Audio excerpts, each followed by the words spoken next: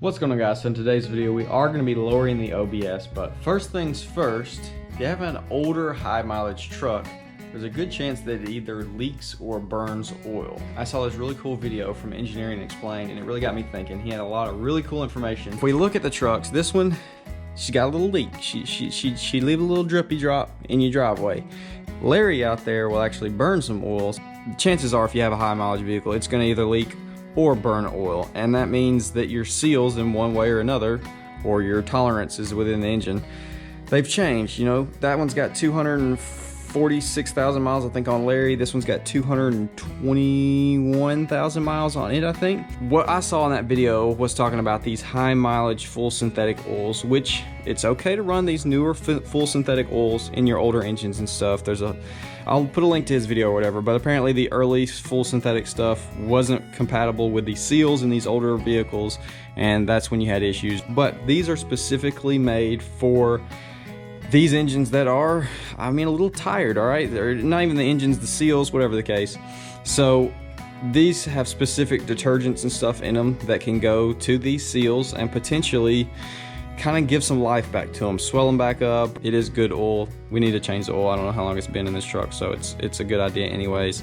But there is some hope for these high mileage engines that have a little leak. It's obviously best to fix them, you know, wherever if it's a rear main or a front seal, whatever the case. It's best to fix them, obviously, but we're gonna give it a shot and see if this can, you know, recondition our seals. We're gonna crank this thing up, get it warm, and change the oil on it, and, you know, put some miles on her, and we'll see. So while that's warming up, I am also finally paint matching the third brake light for the 18 Silverado. I stuck this in the oven at 200 degrees for 10 minutes, and then I was able to use some plastic pry tools to get in behind the lens, which is right here. I was able to get into the corner, pry it up. I know that's probably a little low on the temperature, but anyways, I wanted to be really sure that I did not melt anything. So it ended up working out, got it out, got it all cleaned up, and we're just spraying the house down with it, and this is gonna be so much better than that big black one. So there was also a lot of positive feedback about cutting the muffler off this thing. I know a lot of y'all obviously really did enjoy that, and there's probably quite a few of y'all that actually went out and chopped yours off right after that video, which is just epic. But it's honestly quite impressive how well it sounds for just chopping the muffler off. We're gonna let her sit here and idle, warm up a little bit more, get all that oil moved around, get all that nastiness out, get the good stuff in, and we'll be ready to rip. This is probably a good time to actually pull the steps off. What do you think? I've seen y'all in the comments saying pull the steps off, but I've been kind of just putting it off because I don't think it looks bad, but I think the other side looks a lot better with the double step. This looks goofy as crap.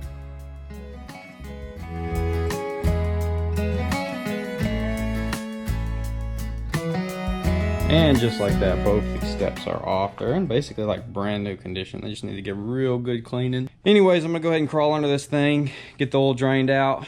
I'll catch up with y'all topside. Well, just got the lift on, guys. Just kidding, but for real, look pretty good. Raised up a little bit, I ain't gonna lie. If only all the fill caps were this straight up and down, the world would be a better place. All right, we got oil. Crank this baby up.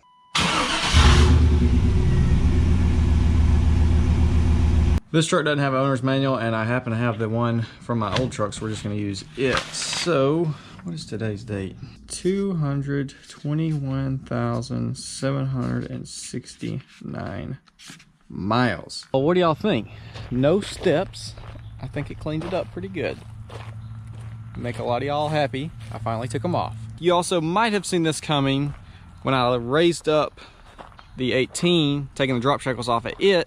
I figured it was also a good time to go ahead and throw the drop shackles on here while I'm waiting for the spindle kit that I got. I'm still gonna tease y'all with that, whether we're going up or down. 33 and a half, 33 3/4 on this side, so dropped a little bit lower, uneven ground. So let's go ahead and back this thing in, walk y'all through the install of the drop shackles, and then we'll have to check it out. Reverse leveling the OBS. First things first, crank your monster or brew or whatever you want.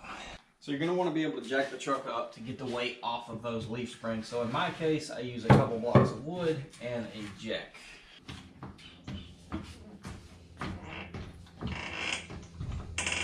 So your best bet really would be to hit this with some liquid wrench, but I don't have any here, so we're just gonna hope and pray that it will come loose.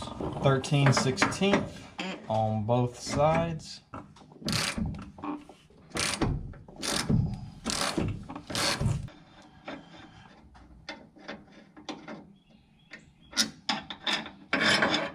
Now we just want to raise the truck until the pressure is off those bottom bolts. We should be able to hear it move, but we might have to get under there and feel it.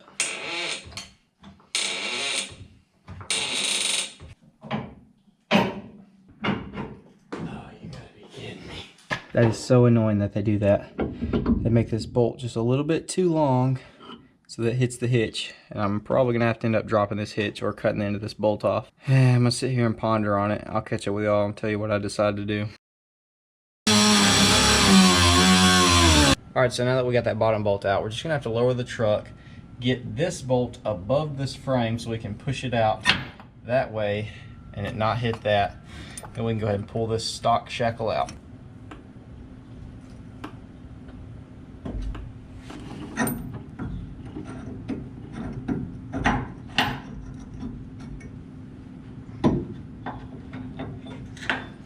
Gross little baby shackle and the lightly used 2-inch adjustable 1 to 2 drop shackle. So as you can tell, quite a bit taller. All this does is allows your leaf spring to sit higher up under the body of the truck, which is allowing the truck to sit lower down on the axle. So super easy to do, pretty inexpensive, and can completely transform your truck. All right, let's go ahead and install our new drop shackle.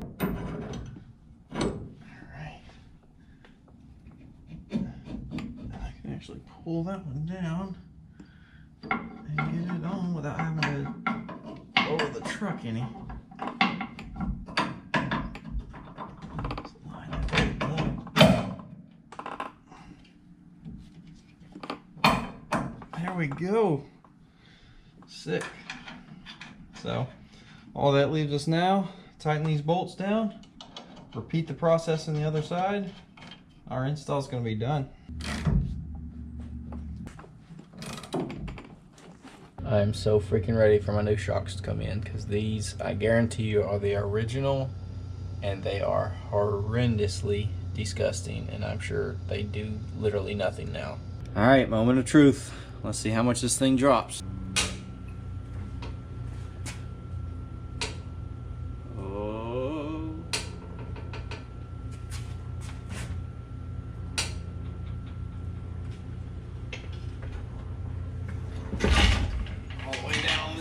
Oh yeah, it's definitely lower. Oh, sick. All right, let's get the tape measure and see. So it looks like it lowered it about 1 inch, and that's kind of typical. Some of these, the quote-unquote 2-inch drop shackle, only drops it about 1 inch. Same thing happened to Larry. So yeah, but it definitely looks a lot better, less raked.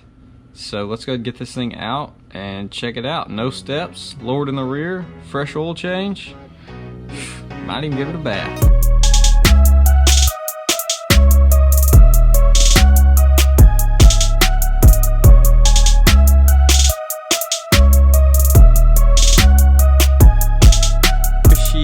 I think it's a nice little touch. You know, it's not slammed, it's not unusable, anything like that. But I think just lowering the rear a little bit to match the front it's just about perfect. So I honestly like it more than I thought I was going to. I was honestly just doing this for the people that wanted to see it, and I had the drop shackles already available and everything. But turns out, I think it looks pretty freaking good, and I could really see this thing going lower. I mean, if I'm being honest, it really does look freaking sick. It's not that big of a drop. You know, we gained about 1 inch or so on the rear, dropping it down. But it's much closer to the front than it was. It did have that bad rake, which gives it that awkward look. Whereas now, dude, it's pretty freaking clean as well. Ditching the side steps. Looks better, and it's even easier to get in and out of the truck because you definitely don't need the steps at this height. I really wish the hitches on these things didn't hang down so gaudy like. It's kind of annoying, but at the same time, I don't want to take it off. Probably just gonna paint it or whatever. Really hoping the kit that I bought for this thing comes in soon. As for now, this is a good one to tide me over So super excited how that came out. The truck's running great with the new oil so far. No new leaks. We'll see. Obviously it doesn't just instantly start squirting oil out or anything, but I'll park it in the basement and catch up with it in a couple days and see if it has dripped any out. I cleaned it up really good underneath and obviously got everything snug and tight and fresh, so we'll see. Definitely glad the steps are gone. If you're interested in buying them, I guess hit me up on Instagram. Might sell them to you for something.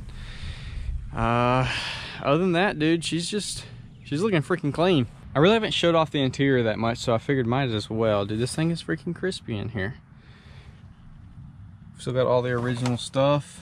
It's got a couple of these scuffs where the dude had some tools or something back here, but dude, it's freaking clean in here. So definitely be sure to comment down below. Let me know what you think about this and what you'd like to see with the truck. Leave a like, subscribe if you're new, and I will see y'all in the next one.